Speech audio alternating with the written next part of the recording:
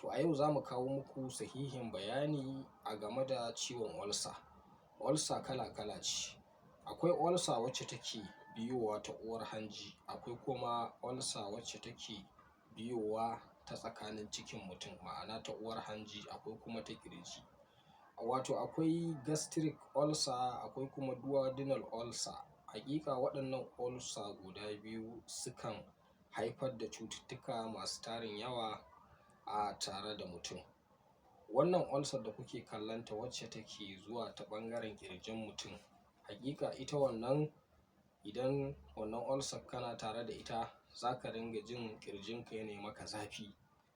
Sannan idan kuma wacce take zuwa ne a ɓangaren uwar hanji, shi kuma za ka ringa yawan jin cikinka yana maka ciwo. Akwai wanda za ka ga yana yawan yin amai idan ulcer ta yi masa tsanani a tattare da shi.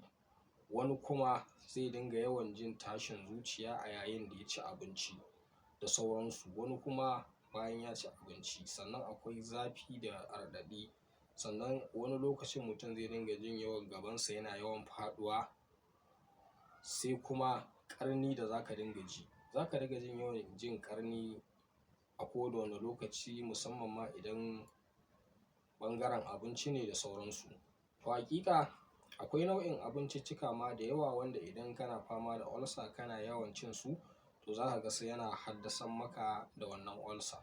Na farko akwai ɓangaren abin da ya shafi awara. Duk mutumin da yake yawan cin awara, in dai yana fama da ulcer, to zai dinga ganin tana yawan taso masa, ko kuma sai ya ga nan da nan yana saurin jin yunwa da sauransu, da irin abin da ya danganci soɓo rodo, irin abin da ya danganci lemon tsami da sauransu, da kuma yawan amfani da ta'ammali da yaji da sauransu.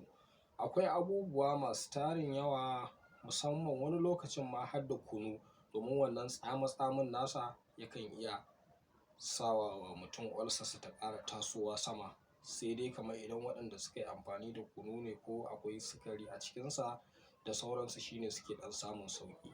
To haƙiƙa akwai abubuwa masu yawa waɗanda suke jawo wa mutane ulcer.